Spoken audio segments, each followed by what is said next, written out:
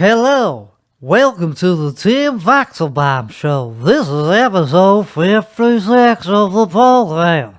If you're just joining us for the first time, this is a podcast hosted by me, Tim Weichselbaum.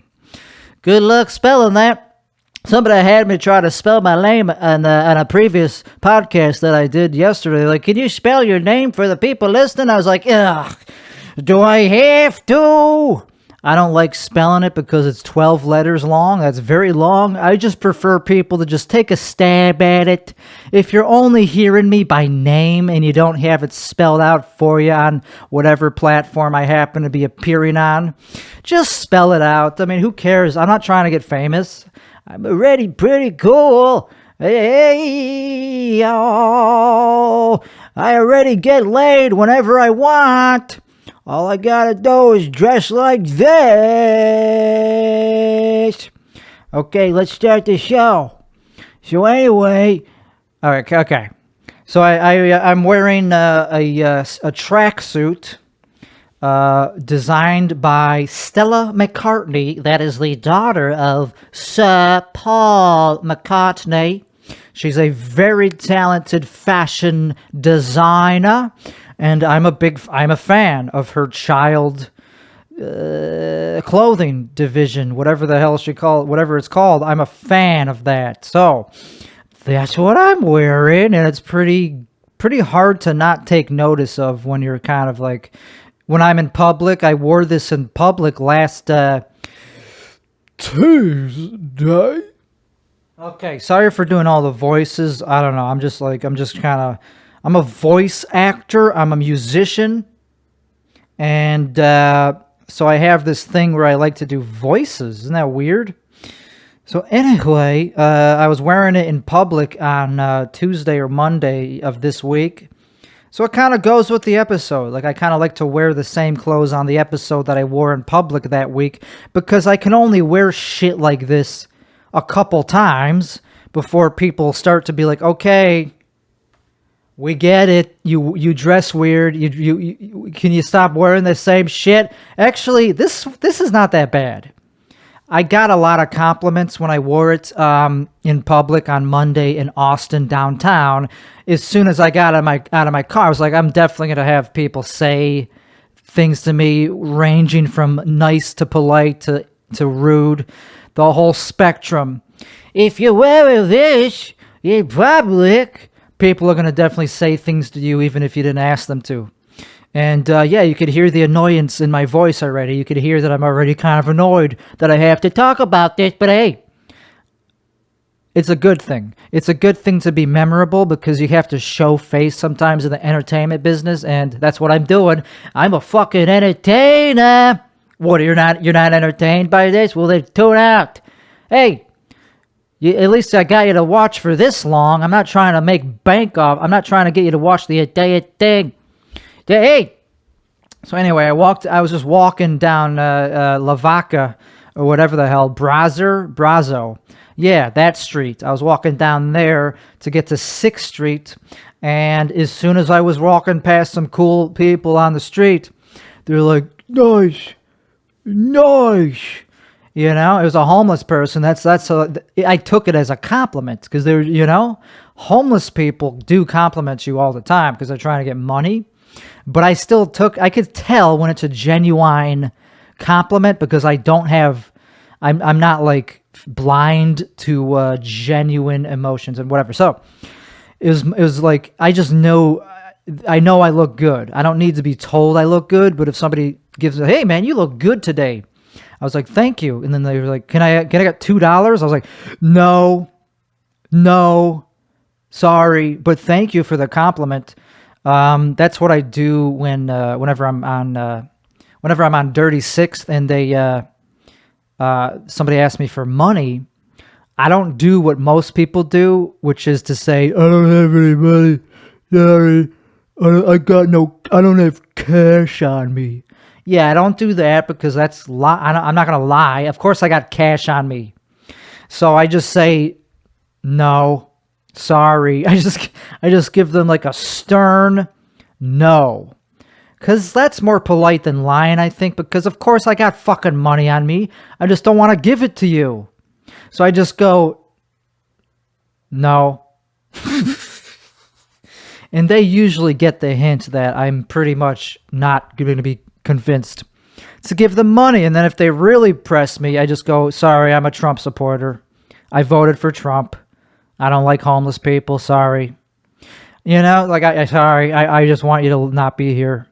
I don't want to encourage you, because it's true. No, I don't mind, like, homeless people. Like, I think some of them are cool because they have principles, and that's the reason some of them are homeless, is because they just don't want to go by society's rules and, like, have to play the rat race just to afford a roof over their head. They just decided one day, you know what? Fuck that. It's not that bad to not have a home. I don't want to be, like, suck some corporate cock and, like, have a boss telling me what to do in a rude voice. Fuck that. I'd rather have people on the street tell me in a rude voice that they're not going to give me money, you know? And then it's, like, easier. Like, I just walk away. Like, okay, fine. I'll ask you the next time. I'll ask you again the next day. Whatever, man. It's not even like there's that many homeless people. It's all the same ones. Like, I know them. I was like, oh, you again. Yep, I'm still not interested in helping your cause of life and helping. Like, they say that homeless people are either mentally ill or drug addicts, and they're down on their luck because of one of those two things. Well, I got news for you.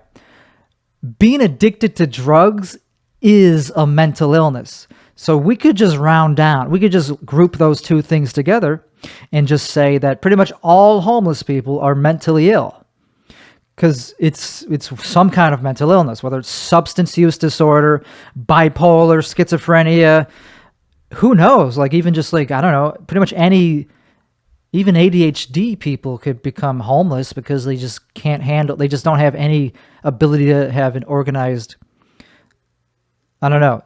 Because if you're not mentally ill and you're not physically disabled, that's, I guess, another thing. Some people are just physically disabled, and that doesn't help. But if you're not those two things, what is your excuse for not having a job or not having income at all? Well, I don't know. There's not many people on the street that are not mentally ill. And OCD, that's another one.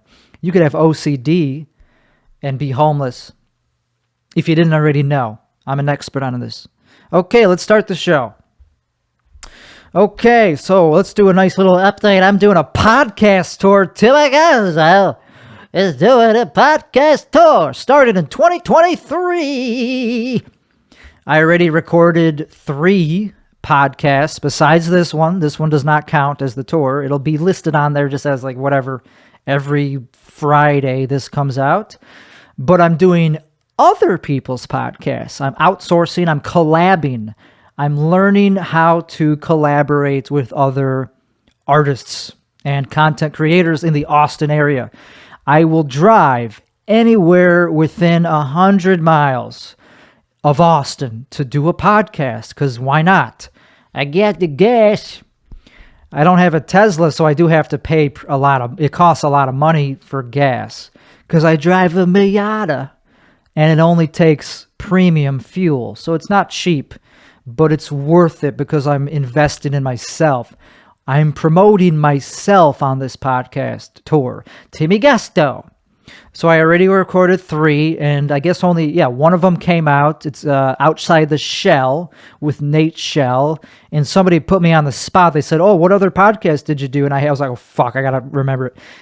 It's going to be hard to remember all the podcasts because there's going to be quite a few of them. I already did 3, and it's not even 2023 yet, so I'm off to a good start. And I'm willing to do anything that is a podcast. It has to at least be a podcast. It can't just be like somebody like talking.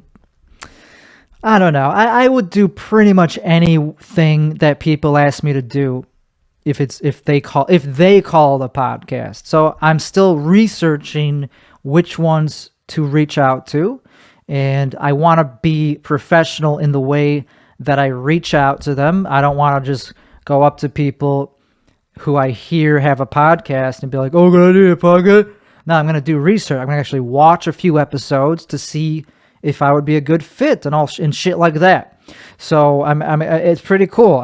So the next step is to design a tour poster, and it'll have, in order of the date the podcast were released, the name of the podcast, the platform it's on, and when it came out. So this is to help other people promote their podcast in addition to promoting myself as a podcaster, comedian. So it's a collaboration, and it's a good idea, and I'm happy that I'm actually following through on the idea. I did one with Michael Malamud. He is a comedian, and he has a podcast, and he had me on.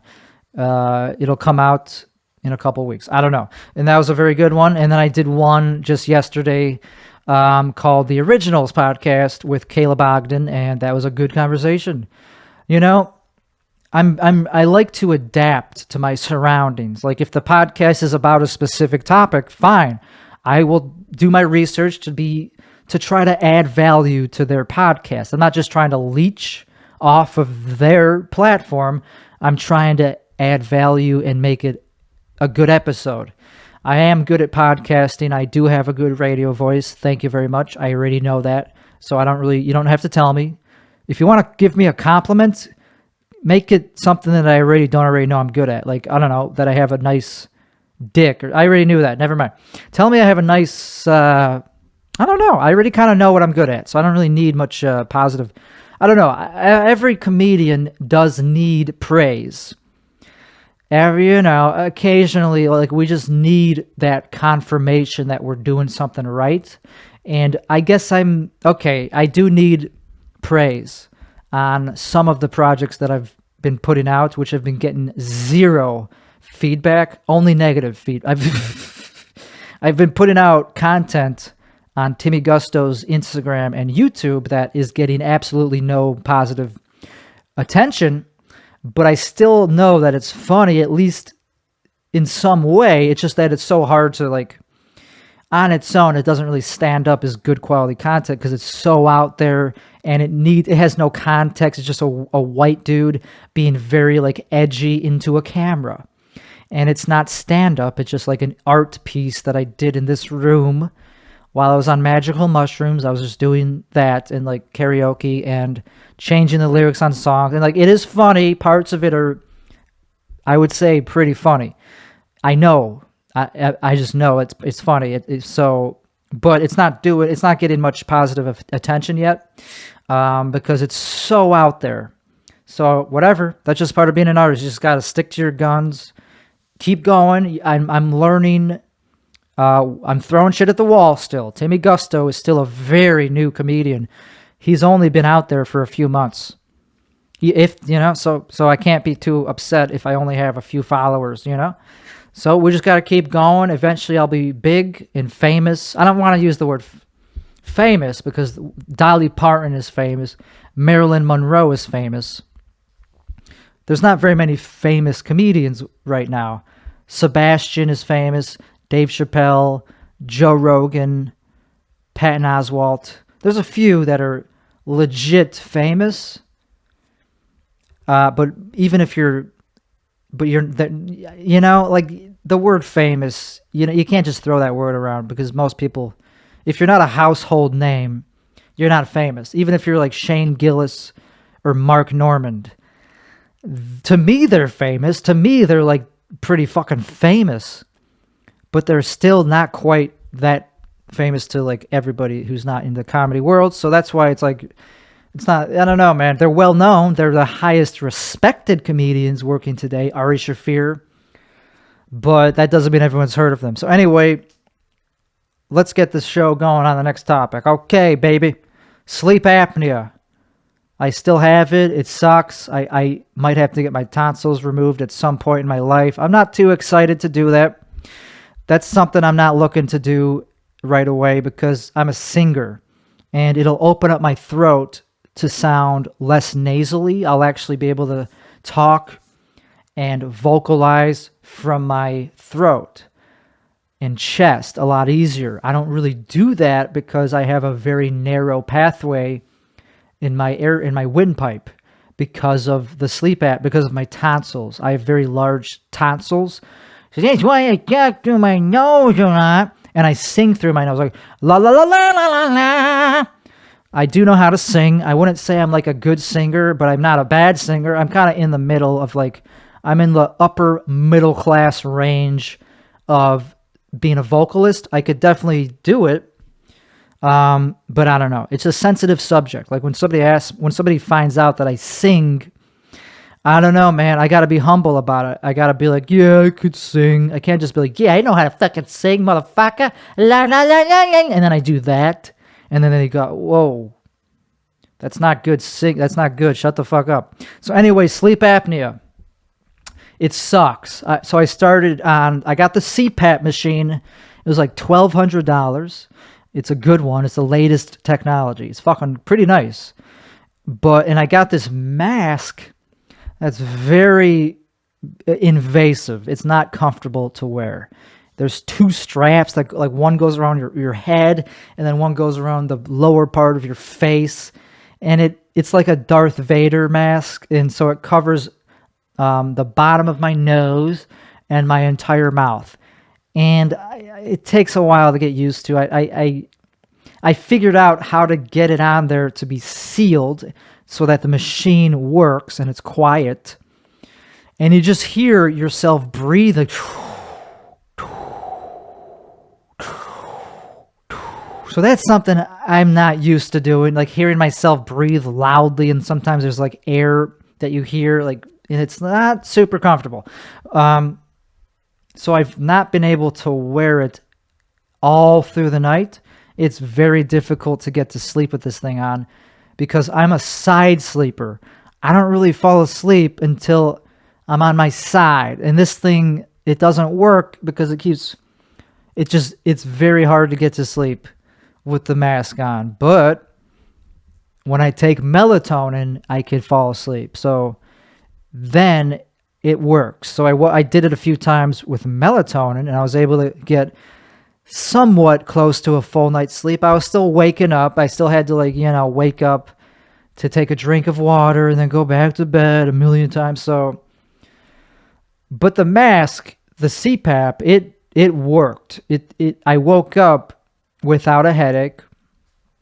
I was still fatigued, but that was a different kind of fatigue. I think it was more from the melatonin, because melatonin makes you really groggy for a long time, but it works. It gets me to sleep.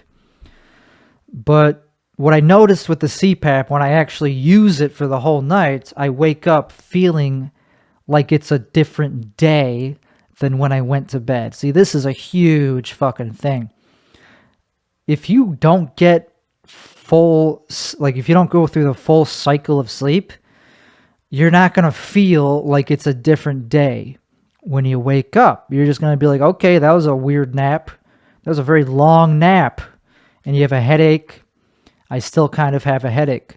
I woke up, I don't know, a few hours ago, but yeah, I'm still waking up and dealing with the fatigue of not using the CPAP because I couldn't use it last night. It just wasn't happening.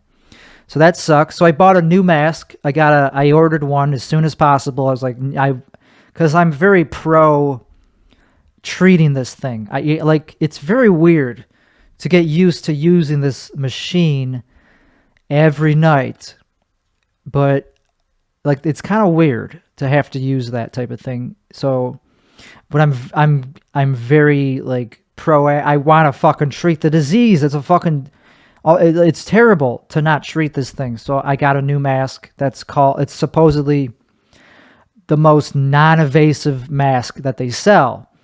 It's just one strap that goes around your face, and it's not thick tubing. It's very thin, low profile, and it just goes into your nose. So you could still breathe in through your mouth, and that's not good. But I heard that just having air pushed into your nose, whether you're breathing in or through your nose or not, it still helps. So, and the machine will adjust automatically, I think. It's on a very low pressure right now because I have mild sleep apnea, but the symptoms are not mild. The symptoms are debilitating, and I have a headache. And I wake up feeling like it's the same day all the time, and that's not good. And when I did get that full night's sleep, the few times with melatonin, it was such a difference. Like I woke up, it's like this is it. My emotions were affected by it positively. I felt like a kid again. I had these emotions that I didn't have for many years. So that's very interesting. That I never really heard about that. That's a very subtle thing that you don't hear about with sleep apnea. So anyway, get it checked out. If you wake up with a headache, if you wake up with fatigue that lasts all day, and you have terrible sleep quality in general, get it checked out. It only costs a couple $100 to get it diagnosed, which I know that's still a lot of money, but not when it comes to your health. It's all relative, I know. Some people, that's nothing, but for other people, that is a lot of money when you have rent to pay and everything like that. I'm fortunate where I was able to get this diagnosed using my own resources. I did not go to a doctor for this to happen. The legacy I had to pay out the pocket for the CPAP device as well, $1,200. So not everybody, I can try to get it covered by insurance. Maybe if I ask my doctor, is it possible to get it retroactively paid for by insurance? But I have a sneaking suspicion that he'll be like, no, you got to go through our shitty medical system to do that. So anyway, that's just how it works these days. That's just how it is. The medical system is not, the legacy medical system is not very good. You have to do your own research to get diagnosed with things, or to just find out if you have something. Never mind the diagnosis. The diagnosis, that part, there are new ways to get diagnosed with something, which brings me to the next thing. So ADHD update. So you could also get diagnosed with ADHD online. You just Google it, ADHD, and there'll be ads that come up that say, okay, take our test, take our consultation, and then we'll get you diagnosed and prescribed with whatever you might need, whether that's Adderall, Vyvanse, methamphetamine, or one of the non-stimulants like Strattera for ADHD. So you don't have to go to some sketchy psychiatrist who's going to be like not willing to, I don't know. I'm sure most psychiatrists are willing to diagnose people with ADHD, but there's a lot of skepticism on, if you go to my primary care visit, he was like, let's make sure that we're treating the right thing. So you really have to know what you're talking about, because doctors aren't just going to be willing to prescribe methamphetamine or amphetamine to people if they don't actually need it, because it's one of the most abused drugs in the world. People love taking or abusing Adderall, and I come across people every day who are like, "Oh, you have ADHD. Oh, can I get some of your medication to abuse?" It's like, kindly no, kindly fuck off. It's medicine. I don't abuse it. I've never taken enough to even feel that I'm on it. I take enough to where it neutralizes the symptoms, but I don't feel like a crackhead when I'm on it. I just feel relaxed, at ease, like I feel just normal. I feel like how a person is supposed to feel. And when you're on Adderall and you have ADHD and you're not abusing it, it's crazy how many situations in life become easier and effortless that before you had to use a lot more effort to get past. And social situations are probably the most glaring examples. Driving is probably the number one most glaring example of how you notice a difference when you're treated for ADHD, because you could just stay in a straight line as opposed to having to micromanage your steering.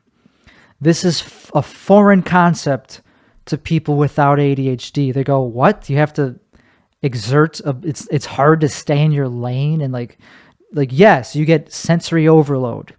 Your brain is on overdrive just by doing a simple thing like driving in a straight line, because we have a natural deficiency for dopamine, which is one of the chemicals, and norepinephrine.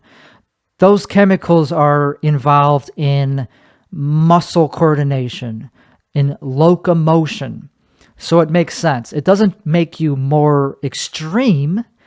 It just makes you more capable of moving your body and voice, whatever, brain, thoughts, anything.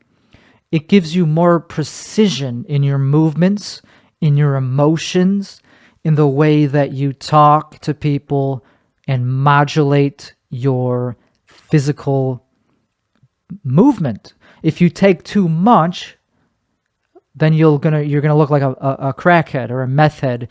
You're gonna be talking too much. You're gonna be like, scraping your teeth together. So it's pretty easy to know if you're taking too much. And I don't drink coffee when I'm on Adderall, because then it really makes me feel overstimulated, and it's not productive. It's not great. It's euphoric, but that's not why I'm taking the drug. I'm taking the drug to give me the tools I need to be a person. I'm actually able to do comedy and do other things in the oeuvre of being a comedian, like produce content regularly at my highest level without being ashamed of myself. And it's great. So anyway, get that checked out too. Hey, ADHD, very underdiagnosed, very undertreated. People get it diagnosed as a kid, and then they stop treating it as an adult because they don't realize that it's still affecting them. Well, if you have problems in your life, it might be related to the ADHD, because ADHD is a mental psychiatric condition or disorder. It is a mental illness. So it should be treated. So you'll notice a difference. Okay, that's enough on that bullshit. Self-improvement update. That's what this podcast is mostly about. I started this podcast after getting into a car accident that I was like, okay, it's time to do something about that. That was also related to ADHD. That wouldn't have happened if I was treated for ADHD, but too late now, it happened. So that's what caused me to quit drinking, and that was the first big step in my self-improvement journey. I've been sober from alcohol for 1 year, and nobody told me anything like congratulations until yesterday. And I was like, oh shit, yeah, thank you for saying. Like, I didn't realize that that's actually an accomplishment, like to go for a whole year without doing one of your vices. So yeah, I have no plans on going back to alcohol. It's not useful, and I'm able to have fun without it. I'm able to socialize without it way better than people who are drunk. I don't need it for that. I used to need to be drunk to socialize because I was untreated for ADHD. See, that's probably the most repetitive thing I say on this podcast. The most repeated phrase is, I was untreated for ADHD, and that's why this bad thing happened. So since I'm working on myself, since I'm uncovering what's wrong with me and actually making effort to improve and solve those problems, sleep apnea, ADHD, what else? I don't know. I'm sure there's a lot more. Just being a better comedian, being a better person, being a professional, not talking shit. Since I'm doing all those things, why not try to help other people do those things? And that's tough. That is harder than doing it yourself, because I already decided that I'm willing to improve, but that doesn't mean other people are. So if I see other people that are clearly still sick and have a personality disorder that I could tell is there, that doesn't mean they're open and ready and willing to work on it themselves. But if they are, I would help them. I would be like, okay, well, first of all, you got to figure out what it is that you have. You have something, motherfucker. See, that's why it's very hard to approach people. You can't just go up to people that you don't know that well and be like, hey, buddy, I've known you for a few years. You have a personality disorder. That's not me judging you. That's just me saying something because I like you, but I can't be friends with you because you're insufferable, because you have a personality disorder. And the good news is it's probably treatable. So are you willing to go down that journey and actually improve? If so, call me up. We could talk every week or something, because I'm a nice guy and I want to be your friend. I just can't right now because you're still a little bit sick. And I'm using the word sick to highlight that it's a real thing. It's not just like a label. It's not just a bullshit social thing. It's a real disorder that you have. And I don't know, man. We're learning, the world is learning a lot about that. Like bipolar is a big one, borderline personality disorder, narcissist personality disorder. Those are big ones that I come across a lot in comedy. Most comedians, I would wager, are mentally ill in some way. I'm mentally ill. I'm treating it though. So I'm doing better in life, and I'm not as mean to people. I don't offend people as often, because if I do say something that goes over the line a little bit, I have ways of being like, I'm just kidding. I'm just fucking around. I could get out of it before it hurts their feelings and makes them not like me. And if somebody does something that affects my well-being, my mental well-being, instead of resenting them and not telling them or calling them out on it, something I've started doing is going up to them, or if I can't go up to them, sending a message to them and saying, hey, you did something that I don't find very nice. You did something that I find rude, and it affected me, and I don't appreciate it. And that is all. The ball is now in your court. And that's it. You try to do it politely, because maybe they didn't mean to do it. Maybe they did. You'll find out. So that's what I've been doing. And if they respond in the right way, like an adult, then it's water under the bridge. It's completely resolved. It makes me respect them, and there's no hard feelings after that. And I don't have to resent them. I could be their friend. If they don't respond like an adult, if they tell me it's my fault for being too sensitive or something, and they become defensive, then I can't be friends with them, and I won't resent them, because there's nothing to resent. I already figured out that they're just not a good person in that context. So I'll just be like, okay, that's fine. I just won't talk to you. I just won't go up to you. And I won't try to be your friend until you resolve your issues. Maybe I'm wrong to be offended by something, but there's a way to talk about things, to take that, I don't know. Because, yeah, I guess sometimes maybe I could be too sensitive. I don't know. I don't think so. I think I'm pretty good at telling if I'm being too sensitive or not. And sometimes it is just a misunderstanding. That's fine. But you gotta go up to that person as soon as it happens to resolve the issue. Otherwise, it's going to fester, and I'm going to not like them. And I'm not a hateful person. I don't like not liking people. It's fine if people don't like me, but I don't like the feeling of seeing somebody and being like, oh, that guy. Well, can't talk to them because I know they're probably going to do something that's, I can't talk to them. That sucks, because I like to talk to people. I don't like to shut myself out of people's,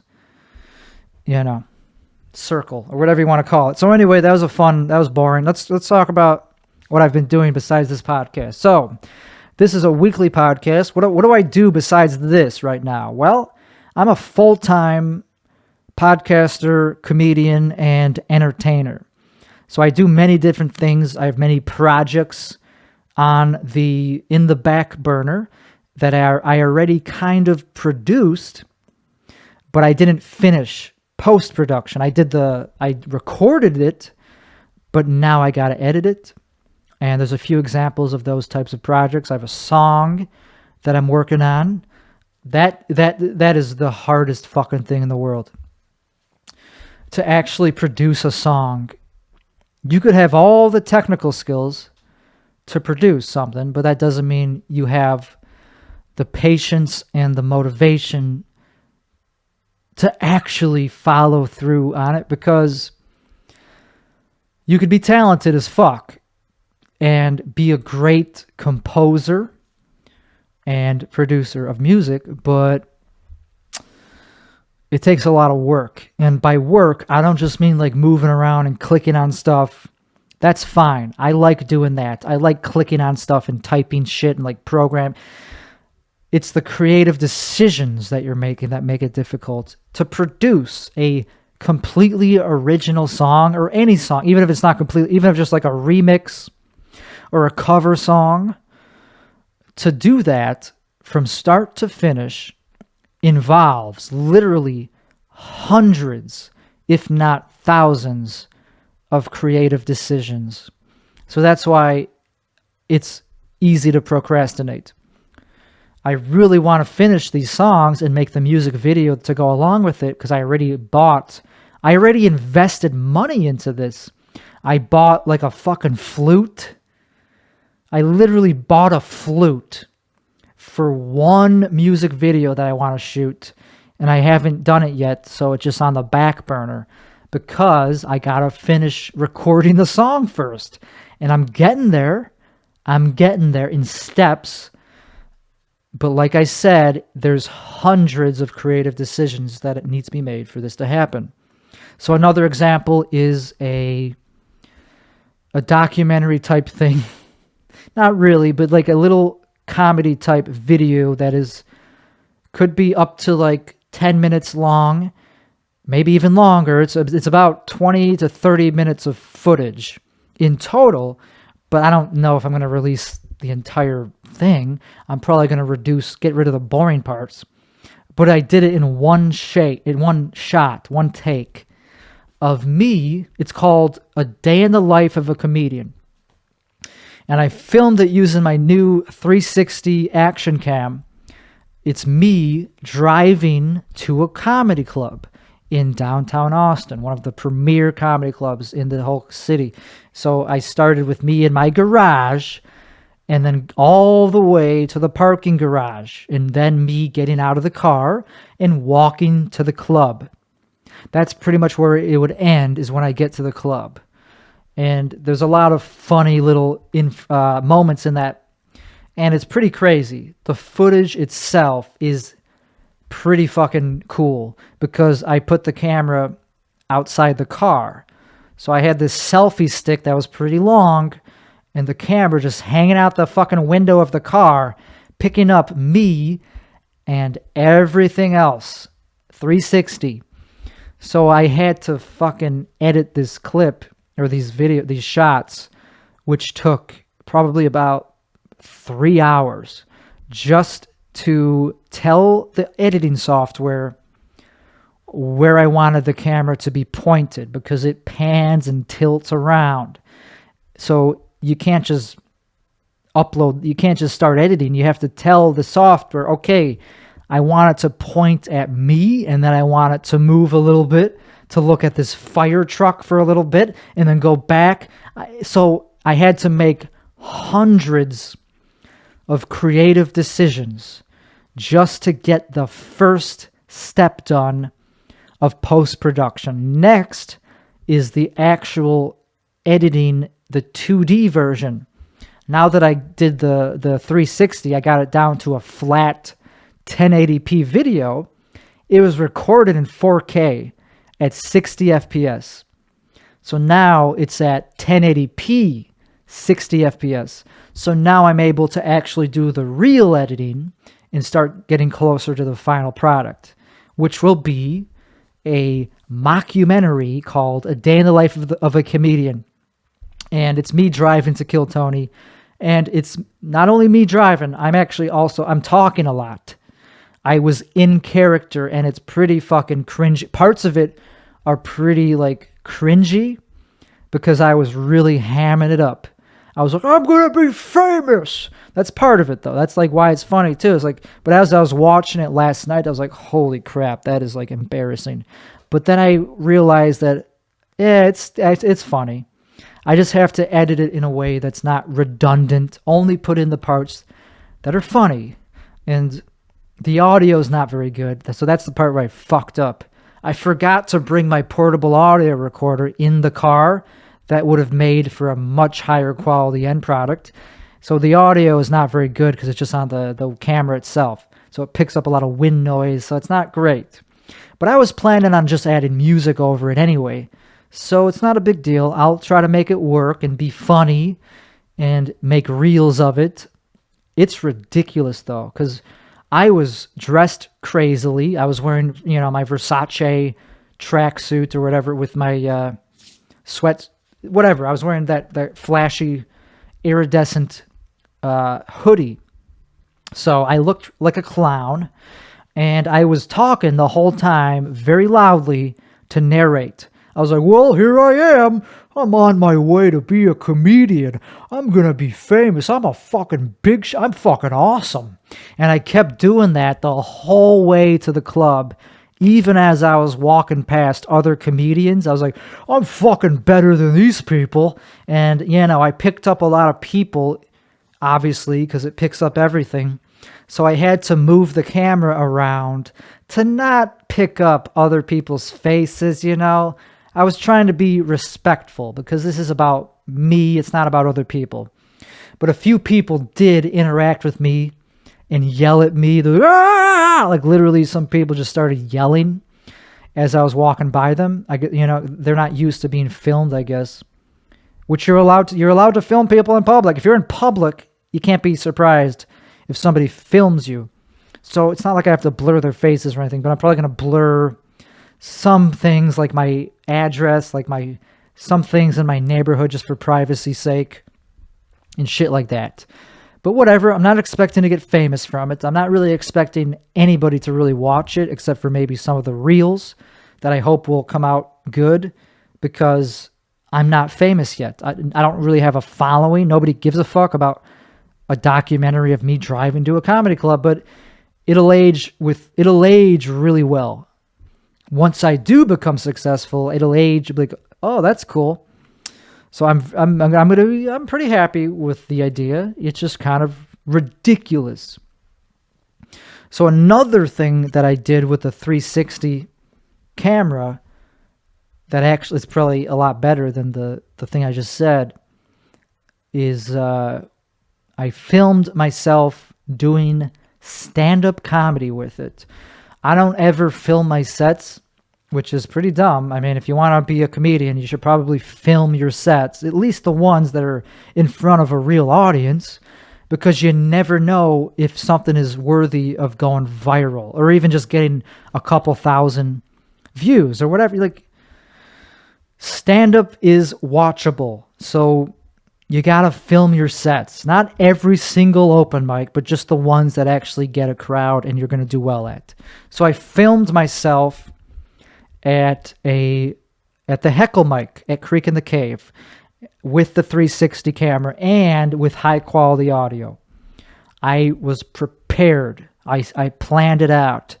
I brought my portable audio recorder. I put it right in the sound booth where nobody was fucking with it, and it picked up the sound very well, So then I got the camera ready, and as soon as they called my name, I fucking pulled out that selfie stick, and I was dressed weird, of course, because I was Timmy Gusto, and I had a very good set.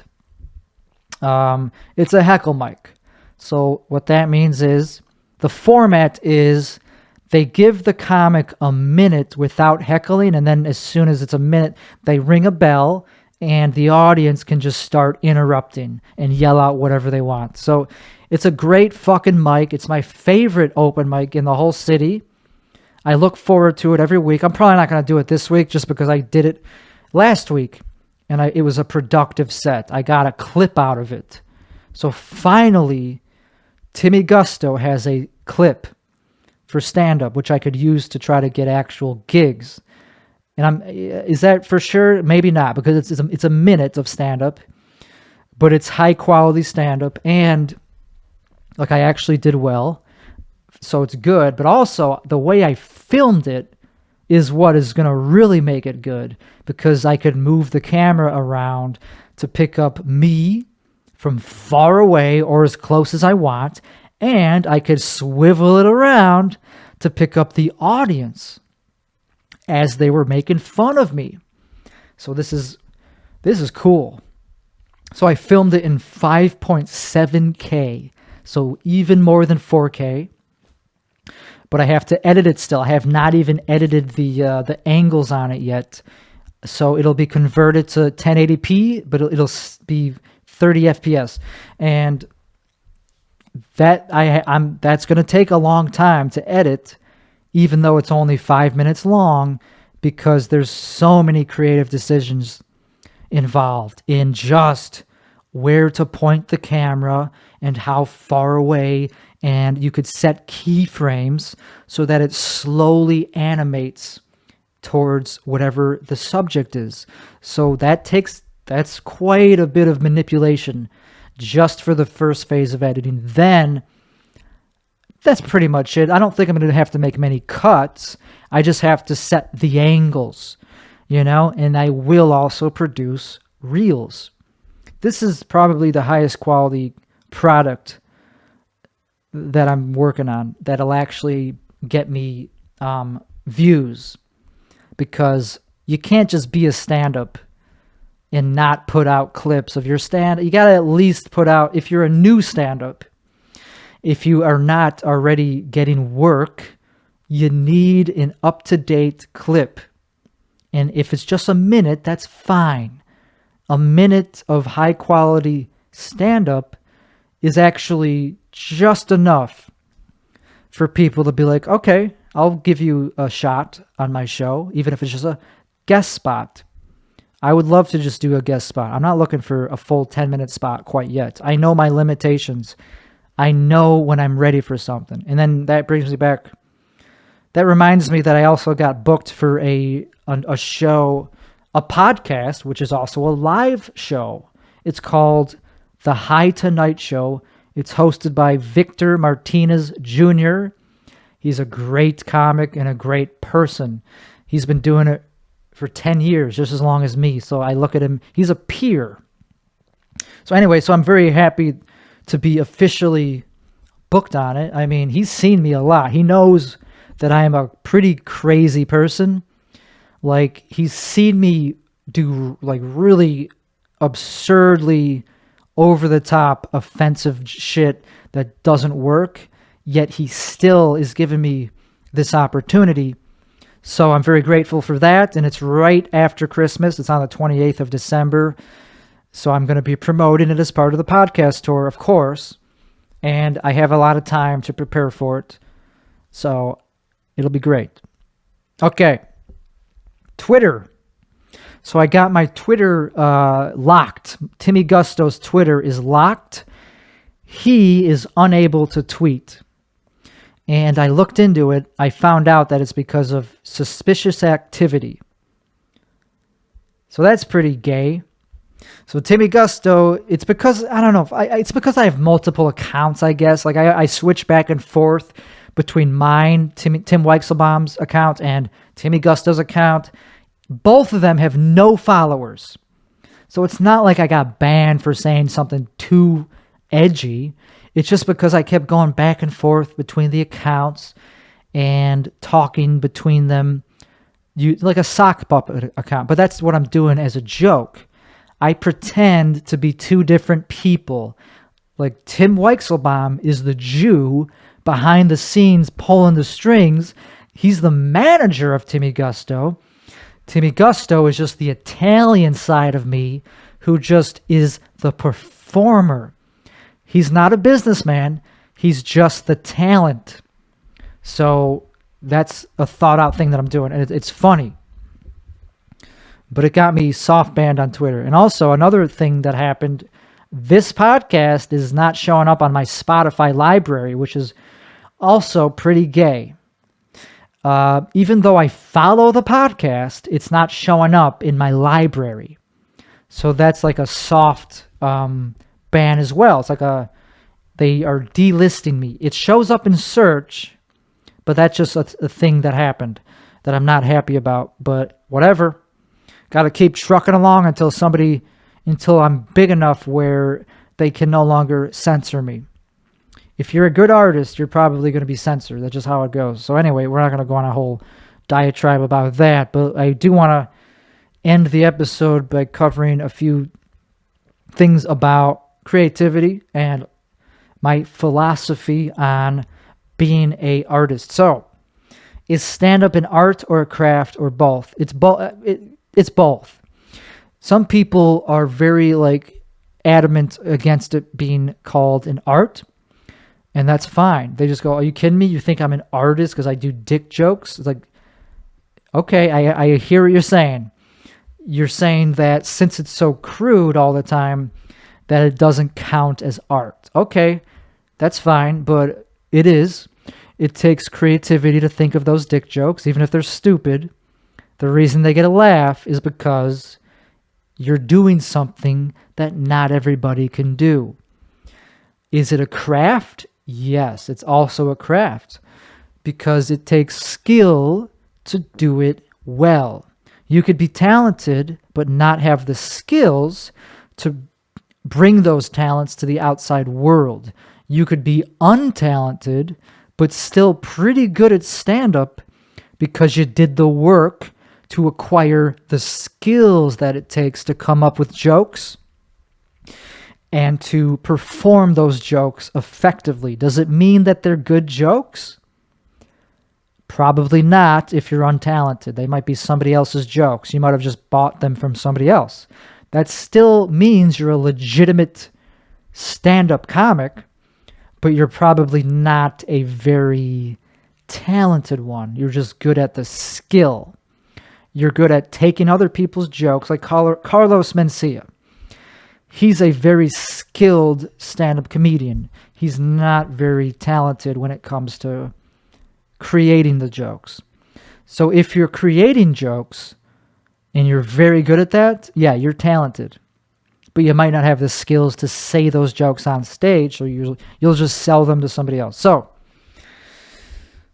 anytime you do something creative, which stand-up hopefully is, if you're not doing anything creative in a set and you're just repeating jokes that you've done before in the exact same way, yeah, that's not creative.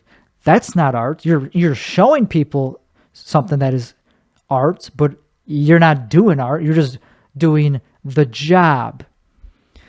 For stand-up to be an art, it has to be creative, and that means you're doing something new at least once in the set. Otherwise, it wouldn't be creative, because that's what creative means. It means you're doing something. You made something. You made a choice that you haven't made before. So that's how I approach stand-up. Any set I do, I look at it as, what am I going to do differently this time? How am I going to make it creative? I'm not just going to go up there and read jokes. Maybe I will if it's just an open mic and I'm just trying out jokes. That's fine. That's not really artistic, but it's still part of the artistic process to just try out jokes. And then next, how to do them in a way that is new each time I do them, even if it's the same joke. So anyway, I don't know. That's it. Anytime you do something creative, there has to be something new about it. That's what creative means. And then there's this other thing about how will I top myself? If you have a very good set, or if you put out something that you're very proud of, that other people also like, that gives you a lot of boost in confidence, that only lasts so long. You got to keep putting stuff out to feel redeemed, to feel fulfilled as an artist. And that could bring you down, though, sometimes. The things I've been talking about, like the heckle set. That is something I'm very proud of. So how am I going to top that? Well, I don't know. I know that I will. I know that I will, because I'm always going to be funny and I'm always going to be creative. So I know that I'm always going to keep outdoing myself. It's just natural as part of the growth process of being an artist that I will probably still top myself up until a certain point. And then you reach the apex of your career in terms of creativity. And then I guess it's all downhill from there.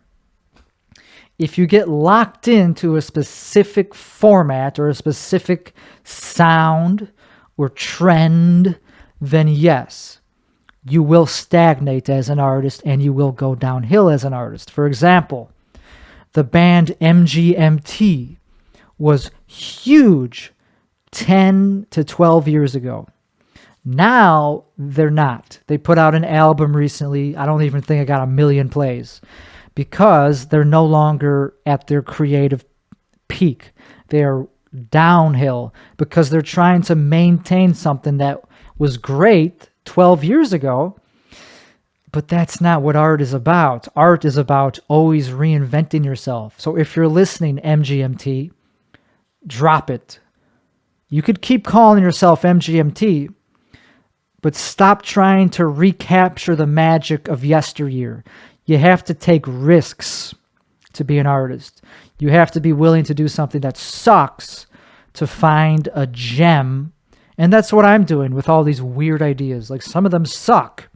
Some of them are so bad that they get like a lot of dislikes on YouTube, but whatever. I had to do it to get it out of the way so I could do other stuff. So don't be too hung up on yourself if you are like trying to like